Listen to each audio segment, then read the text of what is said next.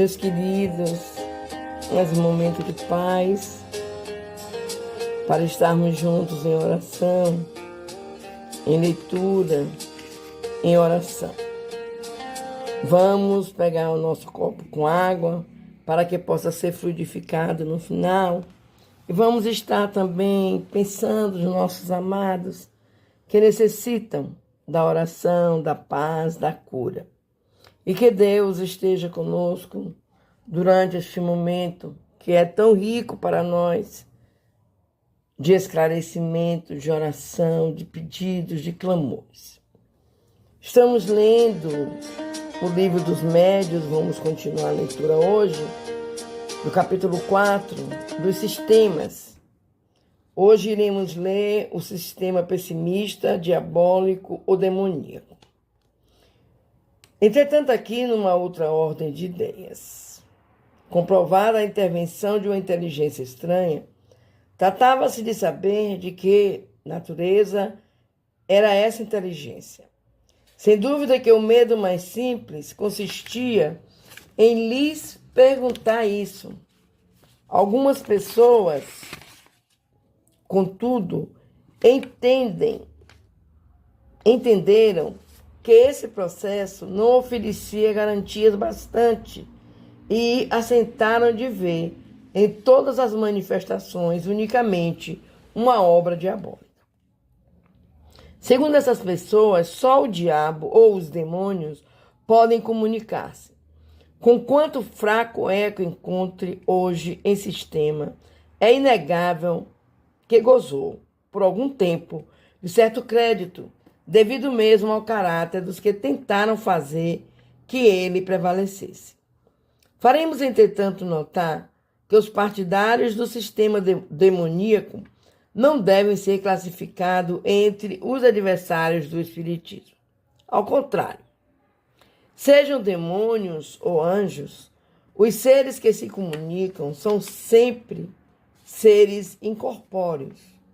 Ora, admitir a manifestação dos demônios é admitir a possibilidade da comunicação do mundo visível com o mundo invisível, ou pelo menos com uma parte deste mundo.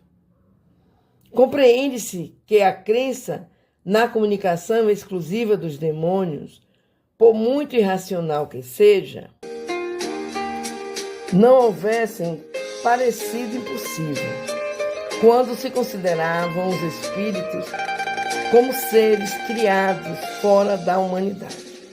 Mas, desde que se sabe que os espíritos são simplesmente as almas dos que hão vivido, ela perdeu todo o seu prestígio e pode-se dizer que toda a verossimilhança, por quanto admitida, o que se seguiria é que todas essas almas eram demônios, embora fosse as de um pai, de um filho ou de um amigo, e que nós mesmos, morrendo, nos tornaríamos demônios. Doutrina pouco lisonjeira e nada consoladora para muita gente. Bem difícil será persuadir a uma mãe de que o filho querido que ela perdeu e que ele vem dar depois da morte provas de sua afeição e de sua identidade é o suposto Satanás. Sem dúvida, entre os espíritos há os muito maus e que não valem mais do que os chamados demônios, por uma razão bem simples, a de que há homens muito maus que pelo fato de morrerem não se tornam bons. A questão está em saber se só eles podem comunicar-se conosco. Aos que assim pensam, dirigimos as seguintes perguntas. Há ou não espíritos bons e maus? Deus é ou não mais poderoso do que os maus espíritos, do que os demônios, e assim lhes quiser de chamar? Afirmar que só os maus se comunicam é dizer que os bons não podem fazer. Sendo assim, uma de dois. Ou isto se dá pela vontade ou contra a vontade de Deus. Se contra a vontade, é que os maus espíritos podem mais do que ele. Se por vontade sua, é porque, em sua bondade, não permitiria ele que os bons fizessem o mesmo para contrabalançar a influência dos outros? Que provas podeis apresentar da impossibilidade em que estão os bons espíritos de se comunicarem? Quando se vos opõe a sabedoria de certas comunicações, respondeis que o demônio usa de todas as máscaras para melhor seduzir. Sabemos com efeito haver espíritos hipócritas que dão à sua linguagem um verniz de sabedoria, mas admitis que a ignorância pode falsificar o verdadeiro saber e uma natureza má imitar a verdadeira virtude, sem deixar vestígios. Que denuncia a fraude? Se só o demônio se comunica, sendo ele o inimigo de Deus e dos homens, por que recomenda que se ore a Deus, que nos submetamos à vontade de Deus, que suportemos sem queixas as tribulações da vida, que não ambicionemos as honras nem as riquezas, que pratiquemos a caridade e todas as máximas do Cristo. Numa palavra, que façamos tudo o que é preciso para lhes destruir o império dele, demônio? Se tais conselhos o demônio é quem os dá, forçoso será convir em que, por muito manhoso que seja, bastante inábil é ele, fornecendo armas contra si mesmo. Amanhã teremos mais 3 questões para fazer, meus amigos, para não ficar muito extenso a leitura. E que tentemos ir aos poucos, entendendo,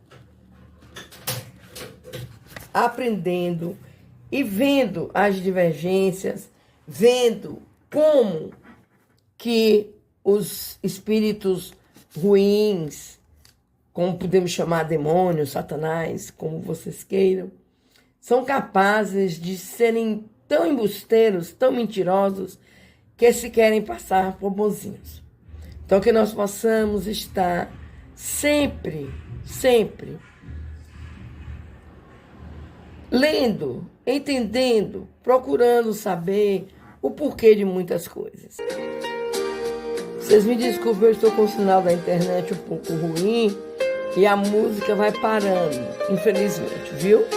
Mas que vocês possam estar sentindo essa melodia que tanto bem faz ao nosso coração. Vamos conversar com Deus. Deus Pai de amor e misericórdia. Deus Pai de amor, bondade e justiça. Deus Pai,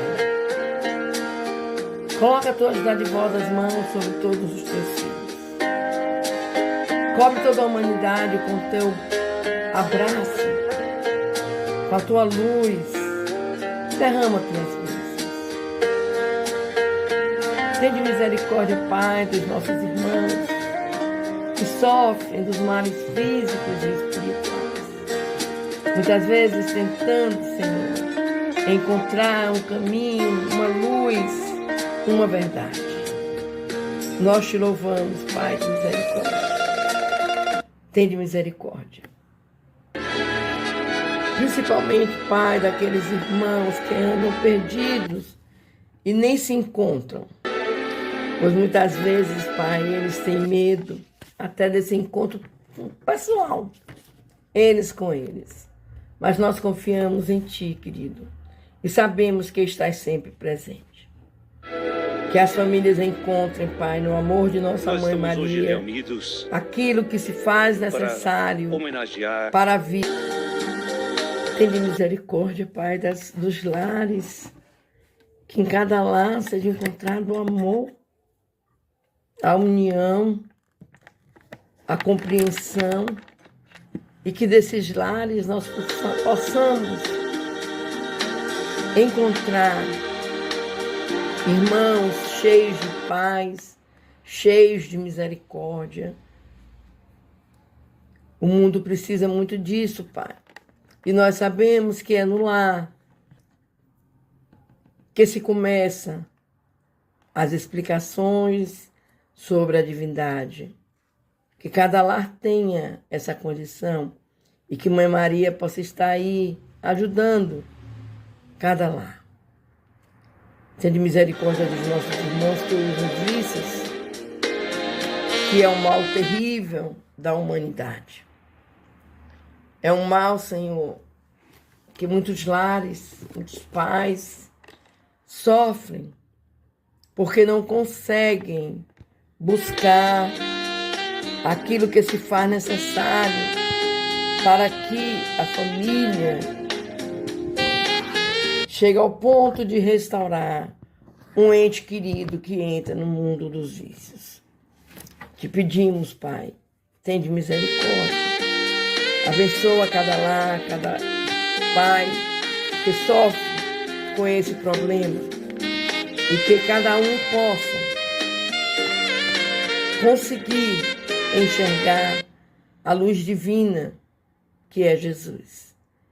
Que os nossos benfeitores espirituais estejam trabalhando em cada local onde se encontram irmãos nos vícios. Vamos fechar os nossos olhos, vamos fazer a oração que Jesus nos ensinou, pedindo ao Pai que nos abrace nesse momento, pedindo a espiritualidade amiga que venha fluidificar nossas águas e que nós possamos, ao beber esta água, nos sentirmos melhores, felizes, curados. Pai nosso que estás nos céus, santificado seja o teu nome de amor.